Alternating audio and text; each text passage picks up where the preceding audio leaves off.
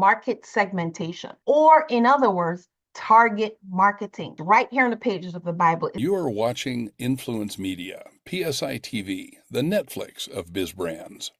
Have you ever thought, oh, there's already people doing that. There's too many people. There's no room for me. It doesn't make any sense. They're already doing it. And then you just don't do it at all. Well, that's not the game that you need to be playing. And if you have not been showing up, even though you know you have an answer, a message, a solution, but you figure, someone's already doing it, you don't need to do it, then let me invite you to rethink that thought. Trudy Beerman here, CEO and host of Profitable Social Influence TV, PSI TV. But here is the thing. I am first and foremost a Christ follower. Now, the Great Commission was given to all of us, and the Great Commission says, Jesus is speaking, therefore go and make disciples of all nations, baptizing them in the name of the Father and of the Son and of the Holy Spirit, and teaching them to obey everything I have commanded you. And he goes on to say other things. Now, all of us who are Christ followers got that. It's not just the 12. We got that, okay? We're all under that same commission. Now, we could say, well, the pastor's taking care of that. I don't need to do anything. Or we could say, there's already an accountant, there's already a marketer, there's already someone speaking to that leadership topic. I don't need to do it. But that's not the right way to look at it. And I want to share another Bible passage with you. And I'm speaking to not just Christ followers. This has a market application as well. So if you can at least appreciate the Bible as a book of wisdom, then maybe you can appreciate what I'm about to share. So this is Paul speaking in Galatians 2, verses 7 through 8. It says, on the contrary, when they saw that I had been entrusted with the gospel to the uncircumcised, just as Peter had been entrusted with the gospel to the circumcised.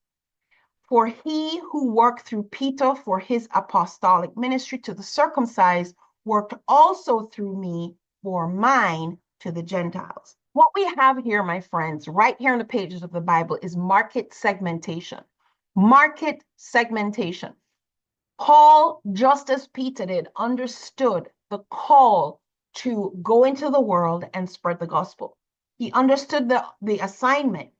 But he also understood market segmentation, or in other words, target marketing. Target marketing. You see, Paul was going to a very different audience than Peter was, although they had pretty much the same mission, the same agenda, but they were serving different aspects of the general population. And so do you. We are placed in different areas of the world. We have different reach. And, I like to say it this way. If there are 10 mothers at the park and I say, hey, kids, let's go, only my kids are going to follow me. Not all the kids are going to follow me. Only my kids are going to follow me.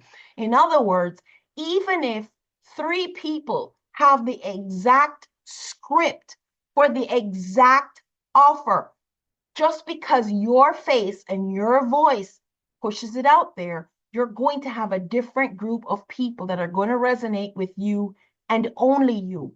Meaning they look at the market, and if they don't find you, then they don't find their person. It's interesting, if you look at marketing from a corporate perspective, there are several companies that if you watch their ads, you will notice this, that they have pretty much the same advertising message, but in one they have an Asian couple, in this one they have a white couple, in this one they have an African-American couple, and then the next one they have seniors. They're speaking the same message, but by putting a different visual with the message, it resonates with a completely different audience. So when it comes to target marketing, market segmentation, you showing up to do your thing in your space, let me just encourage you that it is something that you and only you can do. There are some people that's only going to be reached by you and your voice. So you do need to show up. You do need to show up and share your message. Do not expect that the pastor, the boss, no, you need to do your part in the whole agenda. You have an important part to play, and when you don't do it, that is a gap, a hole, a missing piece in the puzzle. And it is something that only you can fill. I hope I've encouraged you today to go do that thing. You know what the thing is. Now go do it. If you think your message is already out there, think again. You're unique and your voice is needed now more than ever.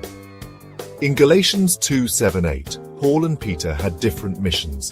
Paul reached the Gentiles, while Peter reached the Jews. Both had unique voices and unique audiences. Your message is just as important. Just because someone else is speaking doesn't mean your voice isn't needed. You have a reach that no one else can touch. Your absence leaves a void that only you can fill. Don't hold back. Share your message. You never know who needs to hear it. Remember, your unique voice can inspire and motivate in ways no one else's can. So go ahead, step into your calling, and make your voice heard. Don't hold back. Your unique voice is needed.